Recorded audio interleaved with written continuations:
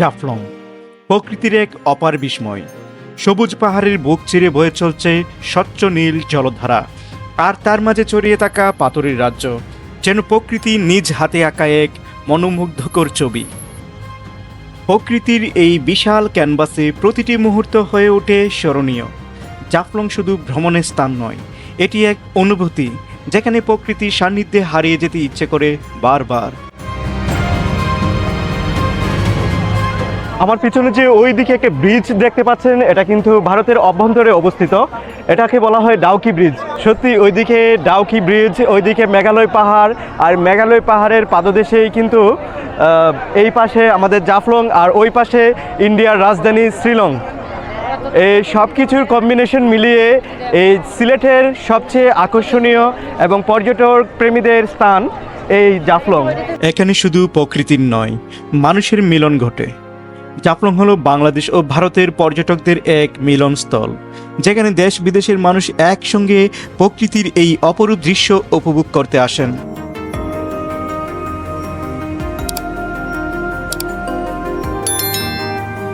এই যে আমাদের এই ছোট্ট বাহনটি দিয়েই কিন্তু সিলেট সিরিজের শুরু হয়েছিল, আর এটা দিয়েই আজকে শেষ হবে। সিলেট শহর থেকে বের হলেই শুরু হয় প্রকৃতির এক মনোমুগ্ধকর আয়োজন। রাস্তার দুপাশে সারি সারি গাছ, সবুজ চা বাগান আর দিগন্তজোড়া ফসলের মাঠ যেন স্বাগত জানায় প্রতিটা প্রতীকদের। বাতাসে ভেসে আসে দূরের পাহাড়ের স্নিগ্ধ আমেজ, আর সূর্যের আলোর ছায়া প্রচ্ছায়ায় গাছের পাতায় খেলা করে অপূর্ব ঝলক।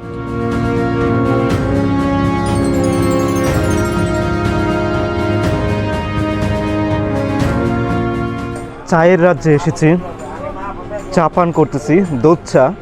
এখানে কিন্তু আমাদের যে অরিজিনাল গাভীর দুধ, এটা কিন্তু পাওয়া যায় না। পাউডার দুধটা দিয়ে মিশ্রিত করে এই চাটা বিক্রি করা হয়। তবে আমাদের এলাকায় বা বাংলাদেশে অন্যান্য প্রান্তে যে চাগুলো তৈরি করা থাকে, এর ভিন্ন কিছু আমি কোনো ফ্লেভার দেখতে পাচ্ছি না বা স্বাদ পাচ্ছি না, সেম একই লেভেলের।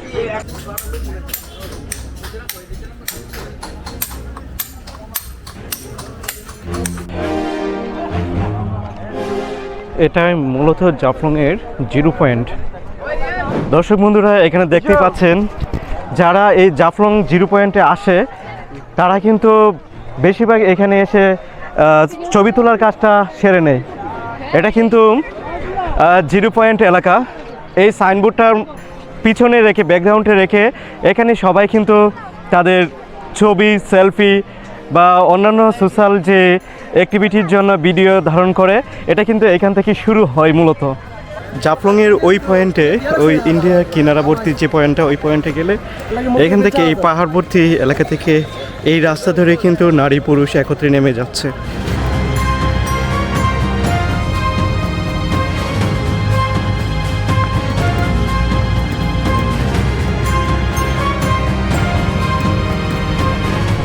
মেঘালয়ের পাদদেশে এই জাফলংয়ে অনেকেই সীমানা অতিক্রম করার কারণে আমরা কিন্তু বারবার কিছুক্ষণ পরপর শুনতে পাই বিজেপির বাঁশির সুর। এটা বাংলাদেশ এবং ইন্ডিয়ার সীমানা প্রাচীর পাথর দিয়ে রং করে, এরকম সবুজ রং করে কিন্তু সাথে দড়ি দিয়ে বেষ্টনী দিয়ে রেখেছে। এই জিরো পয়েন্টে দড়ি দিয়ে বেষ্টনী দিয়ে রেখেছে, আর ও পাশ দিয়ে বিএসএফেরা এদিক থেকে ইন্ডিয়ার যে সাধারণ মানুষগুলো আসে এখানে বা পর্যটকরা আসে, তাদেরকে ওনারা বাধা দিচ্ছে। আর এদিক থেকে আমাদের বর্ডার। আমি এখানে ড্রোন উড়াতে চেয়েছিলাম, কিন্তু ওনারা আমাদের বাংলাদেশে বিজেপির পক্ষ থেকে ড্রোন ওড়ানোর জন্য নিষেধাজ্ঞা করেছে। এই জন্য ড্রোন উড়াতে পারছি না, তবে চেষ্টা করব। এই বিএসএফ সদস্য কিন্তু বারবার এই বাংলাদেশ সীমান্ত থাকা আমাদের দর্শনার্থীদেরকেও কিন্তু নিষেধাজ্ঞা করতেছে। এগুলো কিন্তু ইন্ডিয়ান পর্যটক, বিএসএফরা তাদের ইন্ডিয়ান পর্যটকদেরকেও কিন্তু বাংলাদেশের অভ্যন্তরে প্রবেশ করার জন্য নিষেধ করতেছে। পিয়াইন নদীর স্বচ্ছ জল, দূর পাহাড়ের মেঘের লুকোচুরি, আর নদীর পাড়ে পর্যটকদের উচ্ছ্বাস, সব মিলিয়ে এক অনন্য পরিবেশ। কেউ পানির ঠান্ডা ছোঁয়া উপভোগ করেন, কেউ বা নৌকায় চড়ে হারিয়ে যান প্রকৃতির গভীরে। জাফলং শুধু একটি ভ্রমণ স্থান নয়, এটি অনুভূতির এক রঙিন চিত্রপট, যেখানে প্রকৃতি ও মানুষ একসাথে আনন্দ ভাগাভাগি করে নেয়। আমার পিছনে যে ওই দিকে একটা ব্রিজ দেখতে পাচ্ছেন, এটা কিন্তু ভারতের অভ্যন্তরে অবস্থিত। এটাকে বলা হয় ডাউকি ব্রিজ। আর পুরো ইন্ডিয়ার রাজধানী কিন্তু শিলংয়ে অবস্থিত। আর এই মেঘালয় পাহাড়ের অপর প্রান্তে, এই পাহাড়ের পাদদেশেই সেই ইন্ডিয়ার রাজধানী অবস্থিত। এইখানে যারা ঘুরতে আসে, এই ঠান্ডা মেঘালয় পাহাড়ের ঝর্ণার পানিতেই কিন্তু তাদের গোসল করে নেয়, তারা এখানে আনন্দ উপভোগ করে। সব বয়সী মানুষই কিন্তু এখানে এসে গোসল করতেছে। এর পানিগুলো কিন্তু অনেক ঠান্ডা। এখানে অনেকে নেমে নেমে কিন্তু টায়ার আছে, তারা সাঁতার শিখে বা সাঁতার কাটে। ওই পাশে যে পর্যটকদের দেখা যাচ্ছে, এগুলো ইন্ডিয়ার পর্যটক। আমি একজনকে এখন ফটোগ্রাফার পেয়েছি এখানে, যিনি খুব কম টাকার মধ্যেই ইউনিক ফটো তুলে থাকে। যার যেমন, তিনি কিন্তু পুশ, আপনি তো পুশ দৌড়িয়ে দেন, তাই না? আচ্ছা, পিস ফটোতে কত টাকা করে নেন? আমরা 3 টাকা পিস নিই। 3 টাকা পিস নিচ্ছেন। আপনার যে কোনো ছবি, মানে আপনার অনেকে দেখা গেছে যে অনেকে স্ক্যামের শিকার হয়, এক ছবি বলতে গিয়ে আরও 4-5টা ছবি তুলে দেয়, তারপর এটা কিন্তু তাদের কাছ থেকে নিয়ে নেওয়া হয়। এমন কি হয়? আমাদের এরকম না ভাই, আমরা ছবি 3 টাকা পিস নিই, 22টা নিব, দেখা যেটা ভালো লাগবে ওইটা নিব।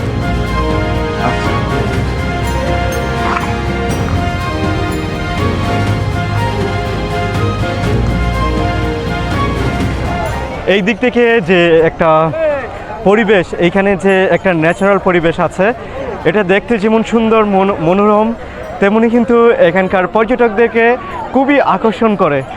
আর এটাই মূলত জাফলংয়ের যে সৌন্দর্যের ভিউটা, এইখান থেকে মানুষের উপভোগ করে থাকে। সত্যি ওইদিকে ডাউকি ব্রিজ, ওইদিকে মেঘালয় পাহাড়, আর মেঘালয় পাহাড়ের পাদদেশেই কিন্তু এই পাশে আমাদের জাফলং, আর ওই পাশে ইন্ডিয়ার রাজধানী শিলং। এই সব কিছুর কম্বিনেশন মিলিয়ে এই সিলেটের সবচেয়ে আকর্ষণীয় এবং পর্যটক প্রেমীদের স্থান এই জাফলং। ইন্ডিয়ার থেকেও কিন্তু এভাবে পর্যটক এসে এই এরিয়াগুলোতে ভিড় জমায়। এই যে ঘরগুলো দেখতে পাচ্ছেন, এটা কিন্তু ইন্ডিয়ার বিএসএফের ক্যাম্প। ওই পাশটা চলে গেছে ওই আমরা যেখান থেকে নামি গাড়ি দিয়ে এসে, আর ওই পাহাড়টা হলো জিরো পয়েন্টের, এই পাহাড়ের পাদদেশ। এই পুরোটা জুড়েই কিন্তু রয়েছে দোকান, একের পর এক দোকান, দেশি এবং ইন্ডিয়ান পণ্যের অনেক দোকান রয়েছে। এই যে আমাদের বাংলাদেশের এই জাফলংয়ের এরিয়ার এই স্থানটিতে এখানে একটি টয়লেট রয়েছে, আর এই টয়লেটের জল কিন্তু মূত্র বিসর্জন দেওয়ার পর এই দিক থেকে কিন্তু এই পানিটাতে এসে মিশে যাচ্ছে। আর এখানে কিন্তু এই যে এই বেলুনের মতো দেখতে সাদৃশ, এগুলোর ভিতরে ঢুকে ছেলে মেয়ে সবাই কিন্তু আনন্দ উপভোগ করে। আর ওই দিকে দেখেন নৌকা আছে, ছোট ছোট নৌকাও কিন্তু আছে। 3 জন করে কিন্তু এটার ভিতরে প্রবেশ করতে পারে, আর এটাতে একসাথে 8 জন করে প্রবেশ করতে পারে। ওইটা 50 টাকা করে, আর এটা 100 টাকা করে।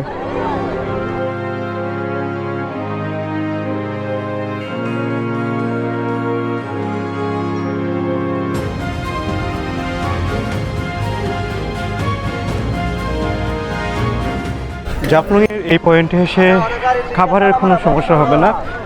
ছোটো বড় এভাবে খোলা পরিবেশে কিন্তু অনেকগুলো খাবারের হোটেল আছে, যেখানে প্যাকেজ সিস্টেমে কিন্তু খাবার পরিবেশন করা হয়। এই সব কিছু মিলিয়ে 2-3টা প্রকার মিলিয়ে কিন্তু একটা প্যাকেজ তৈরি করা হয়, আর এই প্যাকেটের মাধ্যমে, এই প্যাকেজেই আপনার সমস্ত কিছু থাকে।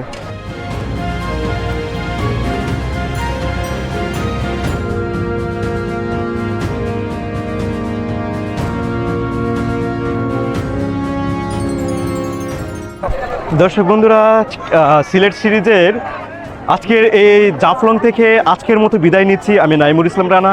আমার এই চ্যানেলটিকে সাবস্ক্রাইব করে পাশে থাকা বেল আইকনটিতে ক্লিক করে পরবর্তী ভিডিওগুলো দেখার জন্য আমন্ত্রণ জানিয়ে আজকের মতোই বিদায় নিচ্ছি এই জাফলং থেকে। আল্লাহ হাফেজ।